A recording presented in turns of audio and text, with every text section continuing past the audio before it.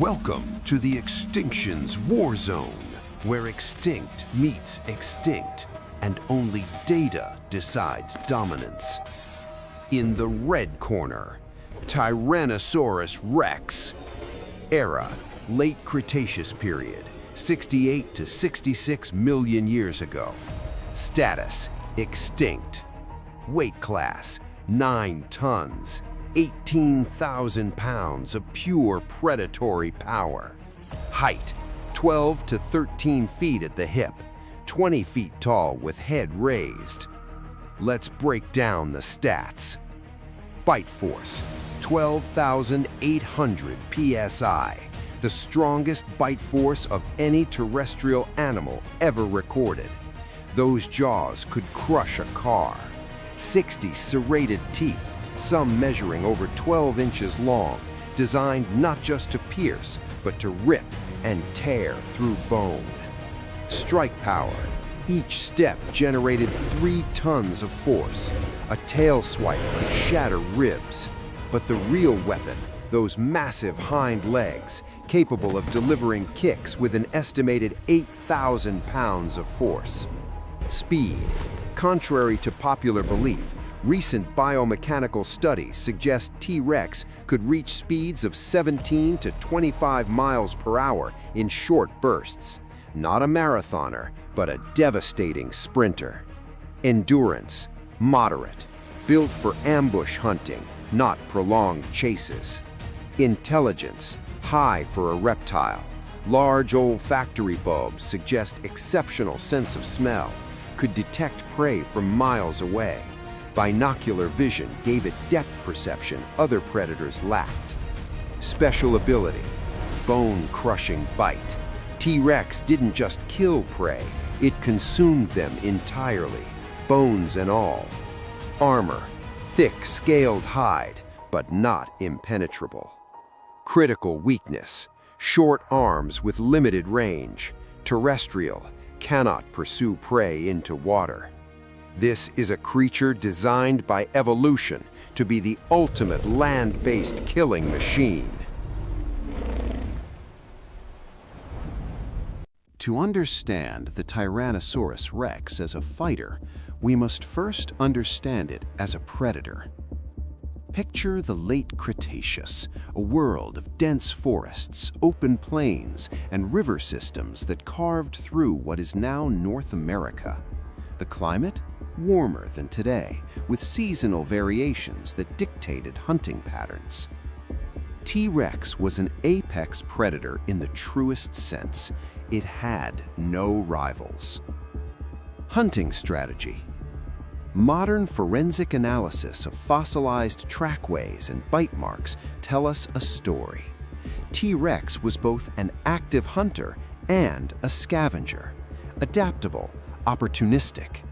That extraordinary sense of smell we mentioned, it could detect a rotting carcass from over 5 miles away. But make no mistake, fresh kills were preferred. The hunting method was brutal efficiency. Using its binocular vision, a rarity among dinosaurs, it would track prey through dense vegetation. Those massive legs would close distance in explosive bursts, and then the bite. That bite. Let's talk about what 12,800 psi actually means. Modern saltwater crocodiles, nature's ultimate biters today, max out at about 3,700 psi. A lion? Barely 650 psi. T-Rex's bite wasn't just about pressure, it was about design. Those teeth weren't flat like a crocodile's. They were curved, serrated like steak knives, and different teeth served different purposes. The front teeth gripped, the side teeth sawed, the back teeth crushed. Paleontologists have found Triceratops bones with T-Rex bite marks that go through the bone. Not just puncture, but completely penetrate solid bone and come out the other side. Feeding behavior. Here's where it gets interesting for our matchup. T-Rex consumed prey differently than modern predators. It didn't carefully eat around bones like a big cat. It ate everything. Fossilized T-Rex dung, called coprolites, contain bone fragments, suggesting it digested bones for their mineral content.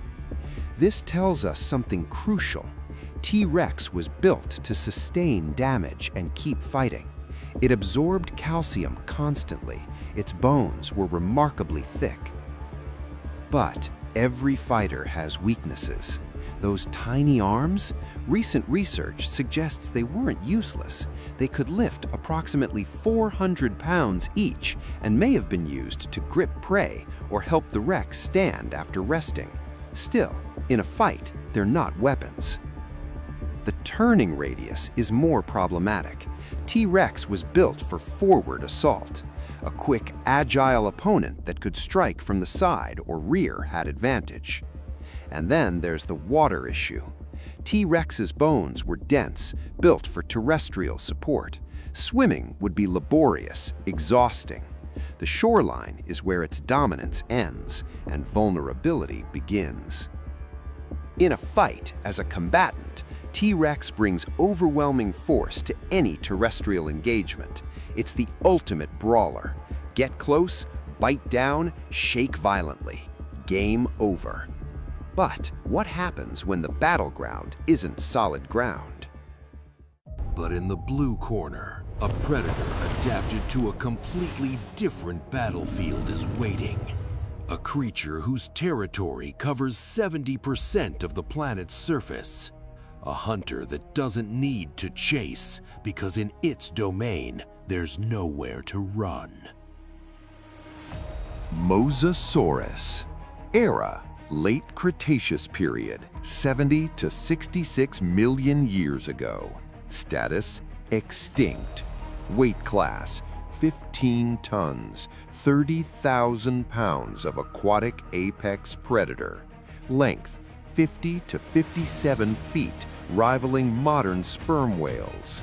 The stats: bite force, estimated 13,000 to 16,000 psi, potentially exceeding T-Rex.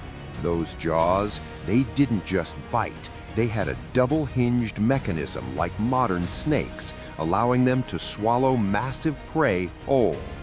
Strike power, crushing. That massive tail, making up nearly half its body length, could generate powerful strikes. But the real weapon was ramming speed, striking prey with its reinforced skull at full velocity. Speed: 30 miles per hour sustained swimming speed, faster than T-Rex on land, built for pursuit, not just ambush. Endurance: superior. Aquatic animals don't fight gravity. Mosasaurus could patrol territories for hours without fatigue. Intelligence: high. Large brain-to-body ratio. Sophisticated hunting strategies. Likely hunted in coordinated attacks. Special ability: aquatic advantage. Complete three-dimensional mobility. Could attack from any angle. Below, above, behind. Also, pressure adaptation. Could dive to crushing depths that would kill terrestrial animals. Armor: thick, smooth scales designed for hydrodynamics, but also protective. Blubber layer beneath skin absorbed impacts. Critical weakness: cannot leave water. Air breathing, must surface regularly. Outside water, completely vulnerable and immobile. This is evolution's answer to the question, what happens when you give a predator an entire ocean to rule? The Mosasaurus patrolled the western interior seaway, a vast inland sea that split North America in two during the late Cretaceous. This wasn't the ocean we know today. This was a warm, shallow sea teeming with life, and Mosasaurus sat at the very top of the food chain. Hunting strategy. Unlike T-Rex, which relied on land-based ambush tactics, Mosasaurus was a pursuit predator with ambush capabilities. It combined the patience of a crocodile with the speed of a shark. fossilized stomach contents reveal an astonishing diet: fish, sharks, sea turtles, even other Mosasaurus. And here's the kicker: flying pterosaurs. This thing ate anything that entered its territory.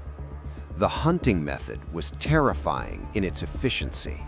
Mosasaurus would patrol the mid-water column, using its excellent vision to scan above and below. When prey was detected, it had options. From below, a vertical ambush strike at full speed, the jaws already open. From behind, a pursuit chase where its superior endurance guaranteed victory. From the side, a ramming attack with its massive skull, stunning prey before the bite. The bite mechanism.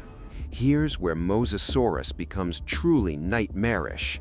That double-hinged jaw didn't just open wide, it allowed independent movement of the lower jaw halves.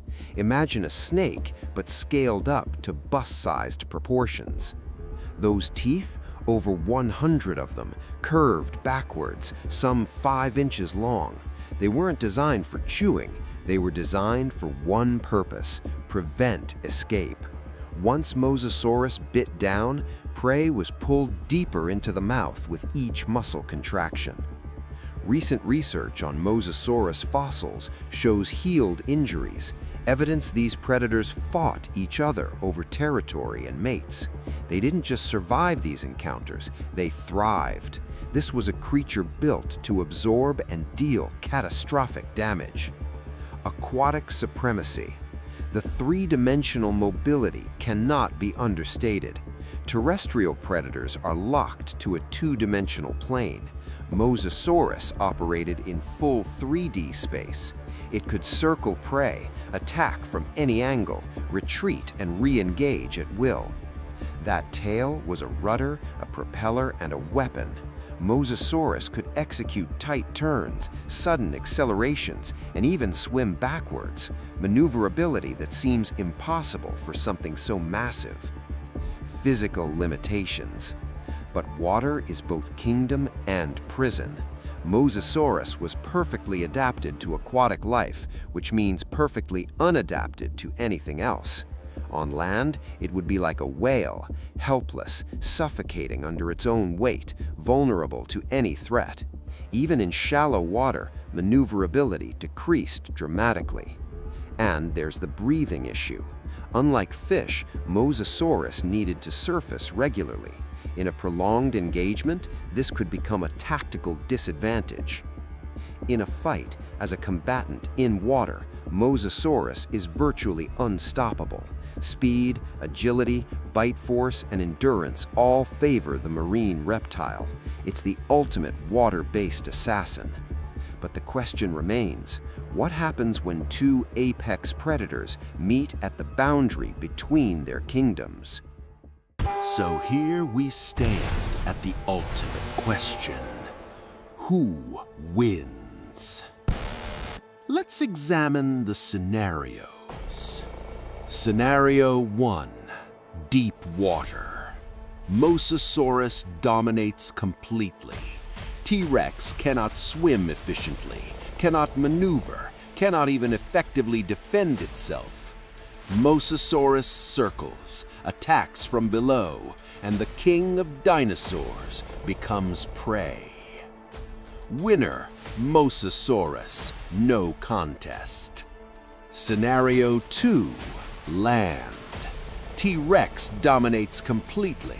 Mosasaurus cannot move, cannot breathe effectively, and is completely vulnerable.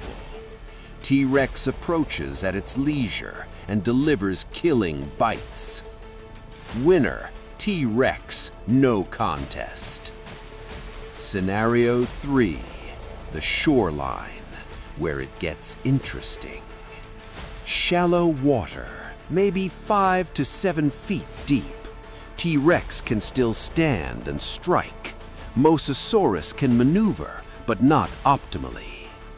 T-Rex advantages: solid footing, full bite power, superior force on ground contact, can retreat to safety on land. Mosasaurus advantages: greater speed even in shallow water, can submerge and surface, more agile in water, longer reach with that massive tail. The deciding factor? Engagement distance. If T-Rex positions at the water's edge and Mosasaurus rushes in, the Rex's bite connects first, catastrophic damage.